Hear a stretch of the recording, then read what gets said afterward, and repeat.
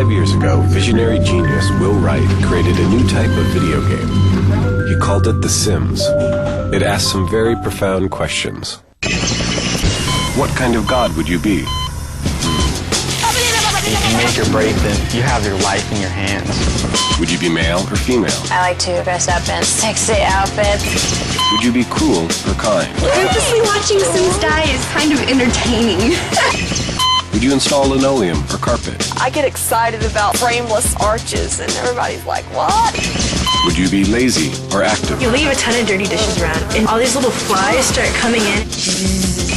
Please join us on an exploration deep into the minds of 6 inhabitants of a virtual world where everyone has the power to be God.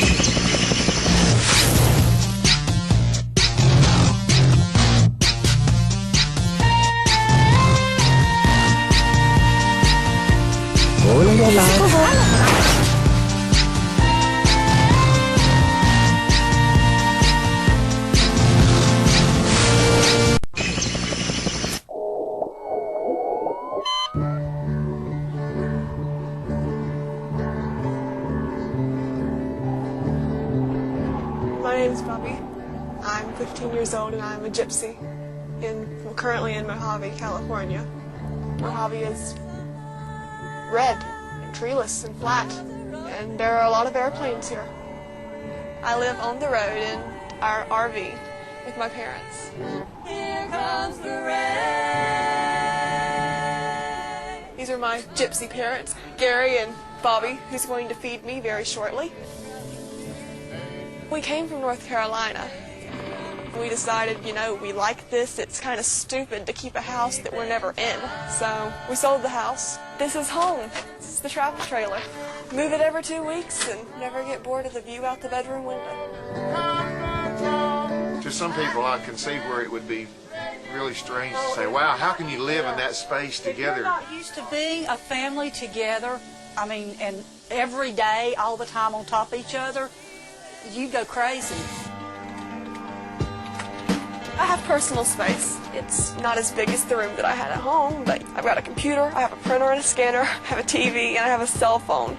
As long as I have my electronics, I'm okay. I like music, and I like to draw, and I like to read and write, and I play The Sims. I build all the time. That's why I got the game. That's why I'm into the game. It's because I like to build. I like to make every type of architectural thing you can imagine. Stores and shops and houses and the families that go in them. Of course, they all have stories. I'm a writer. I have characters in my head all the time. I suppose you are God in the game. The game is what you make it. Grandfather Mountain is this house I built on a cliff.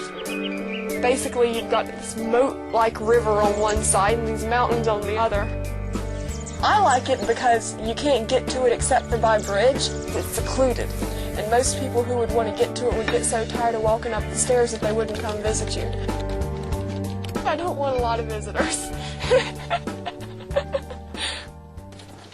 I have some friends from, I guess, real life. I've met most of my friends online through The Sims. I met a good guy called Pete. We've been talking for about 2 years. Pete is my boyfriend. When I met Pete on the BBS, he called a bunch of women chicks, and I wasn't having none of that. So I busted him a little bit, and then we fought and argued and decided that it was more fun to like each other. There was one point last June where we were both playing The Sims online, and I guess that during that point, we had several different characters, and we were on for hours and hours every day together. We met in Lancaster. Went to the movies. I've seen him a couple of times since we got to Mojave. He's only 30 miles south of here, so. I'm excited about meeting his parents.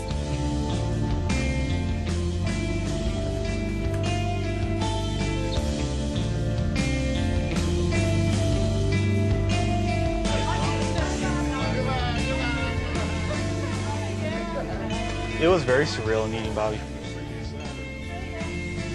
And those are the exact words she uses. This is surreal being in California and hanging out together. So this is where you're sitting when I usually want to, reach out through the screen and shake you a few times. I guess she already told you guys that we're a couple. So come on, feed my ego. What do you think of my movies? I like your movies. I dislike science fiction, and you look very nice. 2 days after The Sims 2 came out is when I filmed my first Machine of a Piece. I was hooked ever since that. She's always helped me with the music in my movies. A couple of them have custom tracks that she recorded for me. My piece called Deleted is a story of a Sim who gets deleted, and it shows you kind of like the afterlife of a Sim. You see his background, you see him thinking about the life he used to have before he was deleted. But he's just a nameless, being in this completely white void. A lot of people have told me that after watching it, they're never going to delete another Sim again. It means I did something right. I mean, if I could make a little piece that I did cause someone to shed a tear, then I'd be really, really proud of myself. With The Sims, it's kind of like this ecosystem. You have builders that all they do is build houses. And you have the skinners, all they do is create custom skins. Everyone kind of works together and depends on each other. But it's very much a social experiment. The game is responsible for bringing together a lot of us. We enjoy each other's company.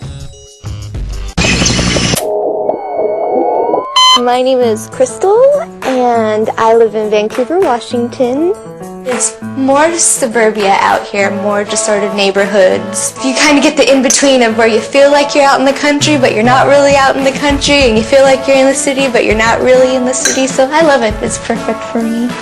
Being 23 and having the lifestyle that I have, I know that it's where I want to be and how I want to live my life and actually obtain that. I love to knit, and I love to read, and I love to scrapbook, and this will probably be about Steven and me.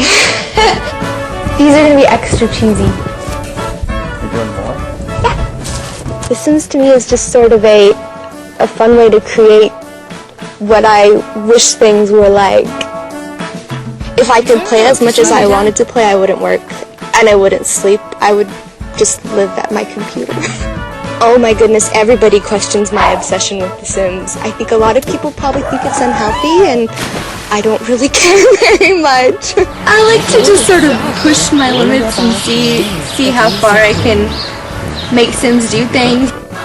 When they're excited about something, they go, Felinima, Felinima! And they always like swoon like, oh, blah, blah, blah. Yeah. Woohoo is when they do it, and they usually can do it in the bed, or they can do it in the hot tub. They can pretty much woohoo anywhere that humans could woohoo in real life.